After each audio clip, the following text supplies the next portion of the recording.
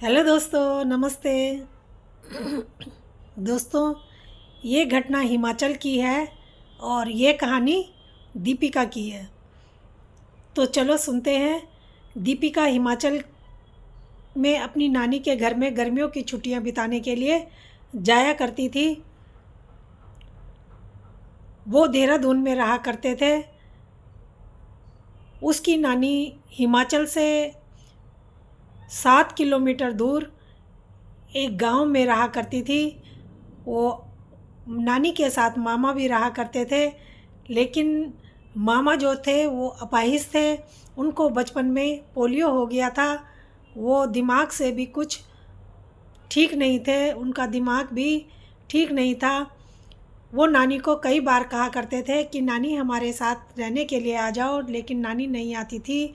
वो कहती थी कि शहर की भीड़ भाड़ में मेरा दम घुटता है और गांव की तरोताज़ा हवा में ही तो मैं ज़िंदा हूँ। तो नानी मामा के साथ रहा करती थी। अब हम लोग जो दीपिका लोग थे वो वहाँ छुट्टियाँ मनाने के लिए गर्मियों में चले जाया करते थे। इस बार भी वो दीपिका अपनी माँ के साथ नानी के घर छुट्टियाँ मनाने के लिए गई हुई थी। नानी का घर जो होता है 2 मंजिल का होता है। नानी, मामा और जो मम्मी होते हैं वो नीचे कमरे में सोया करते थे और दीपिका ऊपर वाले कमरे में जाके सोती थी। वहाँ लकड़ी की सीढ़ियाँ थी चढ़ने के लिए। तो अब दीपिका वहाँ जब कमरे में सोई हुई थी तो उसको लगता है कि जैसे कमरे में कोई सीढ़ियाँ चढ़ते हुए आ रहा है। तो दीपिका उस टाइम दीपिका को नींद नहीं आई हुई थी। वो आवाज़ सुनती है और डर जाती है। वो सोचती है माँ और नानी तो नहीं हो सकते, क्योंकि वो अगर होते तो आवाज़ देते, और मामा तो अपाहिज हैं, वो तो चल फिर नहीं सकते, वो हमेशा बेड में ही लेटे रहते हैं।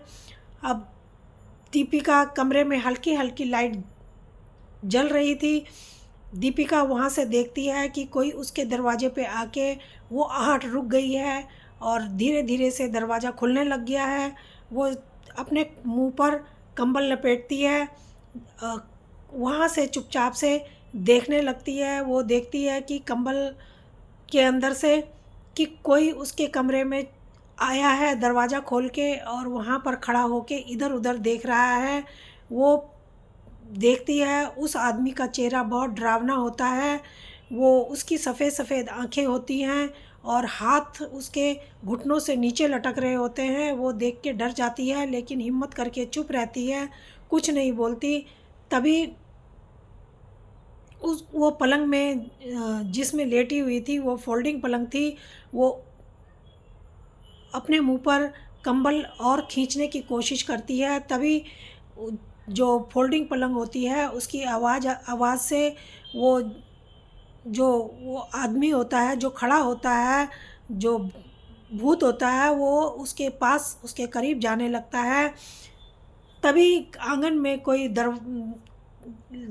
ऐसा लगता है कि कोई डंडे को खटका रहा है, खटखट ज़मीन पर मार रहा है। ये एकदम से पलटता है और सीधा नीचे सीढ़ियों से उतरता हुआ चला जाता है। और दीपिका जो है सीढ़ियों में देखती है, जब वो सीढ़ियाँ उतर के चला गया, वो चुपके से अपने उठती है और खिड़की पर खड़े होकर देखने लगती है। वो देखती है कि नीचे उसकी नानी खड़ी है, जो डंडे से नीचे फर्श पर मार रही थी। जब वो आदमी नीचे चला जाता है तो ये देखती है कि इसकी नानी ने एक गंदा सा मैला सा कपड़ा बिछाया है और उसमें वो जो होता है वो जाके चुपचाप से लेट जाता है। और नानी जो होती है वो चारों कोनों को पकड़ के एक गठरी बनाती है और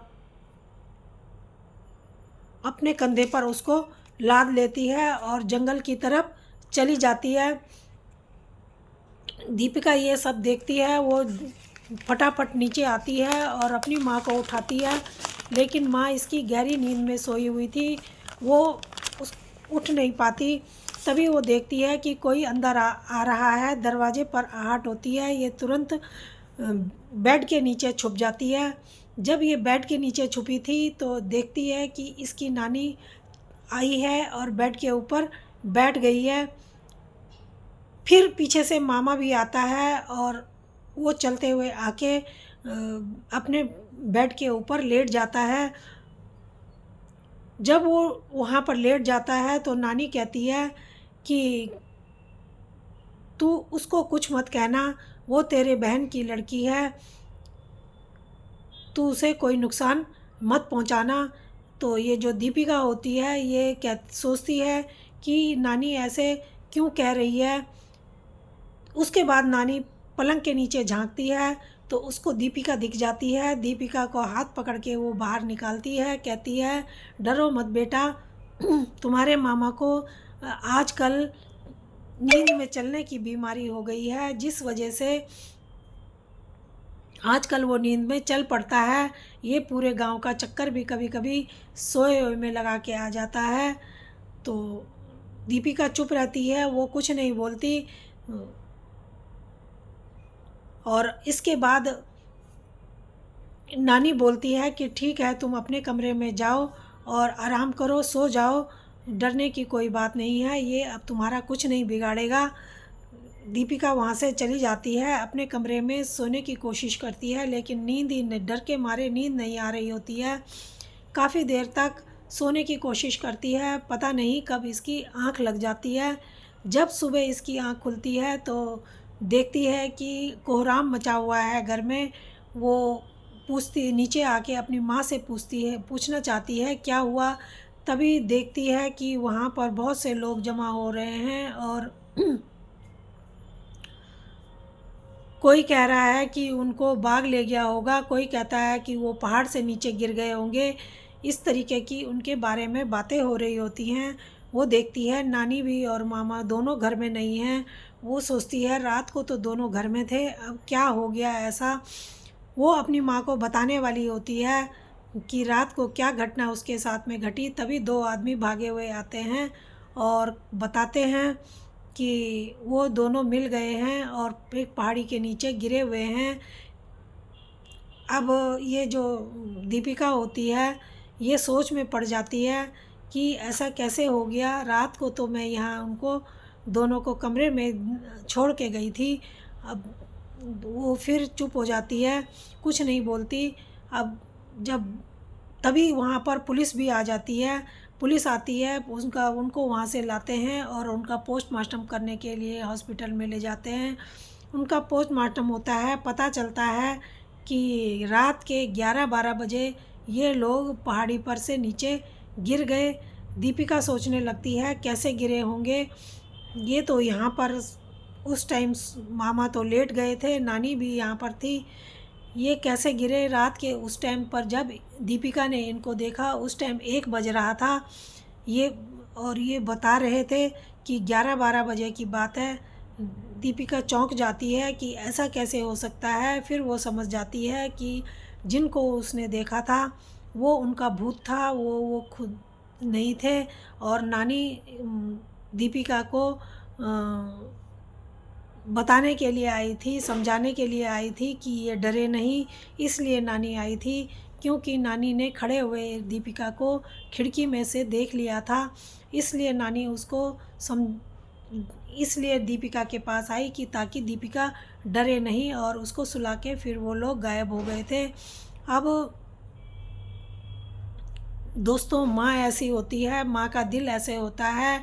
दीपिका को अब तब जाके पता चला क्योंकि नानी के दोनों गुर्दे ख़राब हो गए थे और उनको ट्यूमर भी था। सब कहते थे कि किसी भी समय नानी की मृत्यु हो सकती थी। तो नानी ने सोचा कि मेरे मरने के बाद मामा का ख्याल कौन रखेगा। तो क्योंकि कोई भी इस तरीके से उनका ख्याल रखने वाला नहीं था, क्योंकि वो तो चल ही फिर नहीं सकते थे, अपाहिज थे, दिमाग भी उनका काम नहीं करता था। तो माँ ने उनको अपने मरने से पहले मामा को अपने साथ मार दिया ताकि दोनों साथ मरेंगे तो मामा को आगे जाके कोई परेशानी का सामना नहीं करना पड़ेगा, मामा को कोई दुख नहीं होगा। तो दोस्तों, माँ का दिल इस तरीके का होता है। तब जाके दीपिका को पता चला। तो दोस्तों, आप लोगों को ये कहानी कैसी लगी? अगर अच्छी लगी हो तो प्लीज़ और लाइक और सब्सक्राइब ज़रूर करना। धन्यवाद।